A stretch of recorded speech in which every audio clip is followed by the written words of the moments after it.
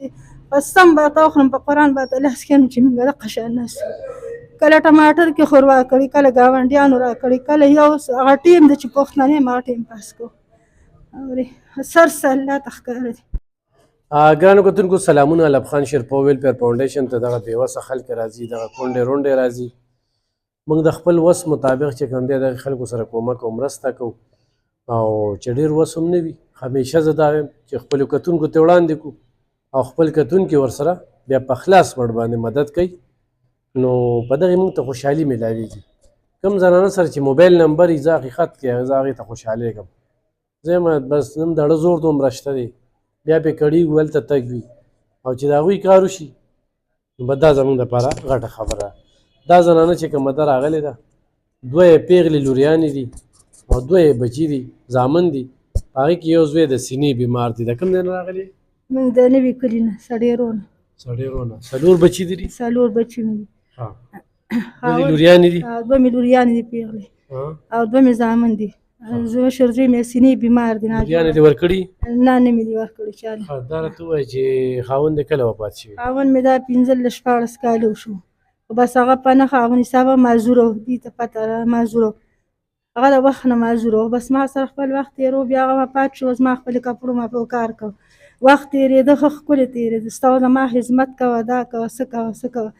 خو زما دا زوی بیمار دی دله ما واده وکړه د 15 بچي دي هغه ټول بچي د وینې کمې ناجوړه دي چې چا کور کې اوسېږو 400 روپۍ دیاړي راکوي دې زوی له مې موږ نه د خانانو کار هم لکه کور کې غواړي 400 نه هغه چې وروړې ماشوم د سینې بیمار دی پسې څه وکړي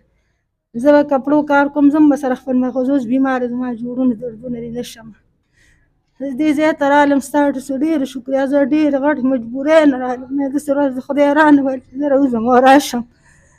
خو په ما باندې 1 لک روپۍ قرض دی دوکاندارانو نه کپړې به مې وړې هغه قرض رانه اوس غواړي څوک نغد راکړي لاړه شم جوړه نیمه راوړم خرڅه کړم کور کې خرچه خدای ته معلوم دی که زه تاسو ته ووایم هر څه الله ته ښکاره دي هر څه الله ته ښکاره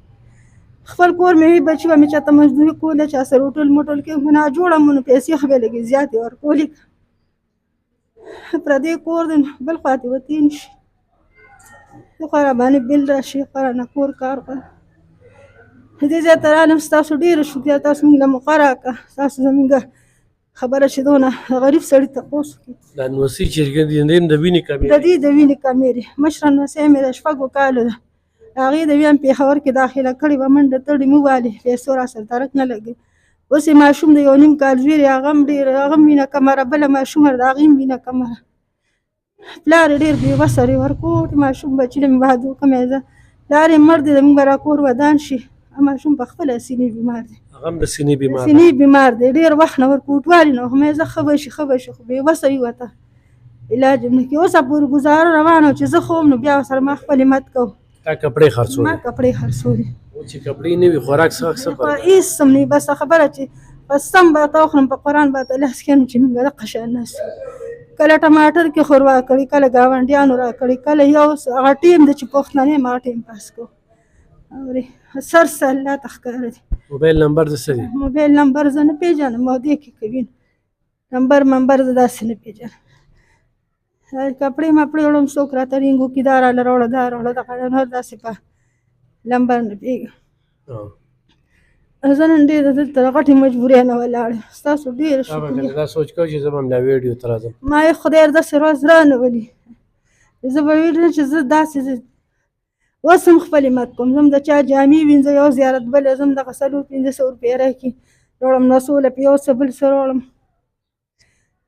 بېګا مازدیګر مې زوی ورته ډېر ناجوړه دی ډاکټر لمبه تندی ځان له ووخه مورې څوک مې چا نه به قرض راوالم چې ماشوم رانه بد شي سپتال ته مې یوړه سپتال کې څوک د چا غم نه کوي یو ډاکټر له بل بیا یې وردګه کې یو ډاکټر هغه لمبو ته هغه ویله دارو مارو ورکړه 1100 روپو سر سه الله ته ښکاره دي ما چې کومې پورې خو ما همت کوم ما سره به وي کپړې به مې خرڅولې خدای شته یو بل له مې قرض دار به ورکړي کشف مې پکې اچو خو اوس دا 3-4 کاله وشو چې زه ډېره خرابه شوم. ګرانو کتونکو تاسو دغه زنانه خبرې واورېدې دوی نه موږ دغه موبایل واخیسته خپل نمبر ته خپل موبایل ته هم د مسکال وکړو 0346 1940 په دې ورسره یې خپل غم رابطه کولی شي او خو زمونږ په لاس ورسره مدد کول غواړئ نو په دې باندې زمونږ د اکاونټ نمبر دی په دې باندې زمونږ د ایزي پیسه نمبر دی دغه خور خپله خور وګڼئ دغه مور خپله مور وګڼئ تجارت ورسره وکړئ الله سره او دغه تجارت یو موقع یو داسې زنانه چې د الله حاضر ناظر کوي او قسم خوري چې کور کې دونه څه نشته چې ویې خورو ستاسو یو روپۍ 10 روپۍ 15 روپۍ د دې زنانه د هغه بچیانو چې کوم یې نوسي دي د هغوی د وینو کمې خدای د مؤمن مسلمان د داسې رنځ نه خو مو ساتي چې هغه ته د وینې کمې وي دا یو کینسر دا ډېر سخت مرض دی ورسره هغه ماشوم زوی واده کړی په کم عمرۍ کې دی هم زیاتې کړی دی د مور خو چې وي کور هم آباد شي هم د سینې بیمار دی نو ضروري مدد وکړئ ډېره مننه خوشحاله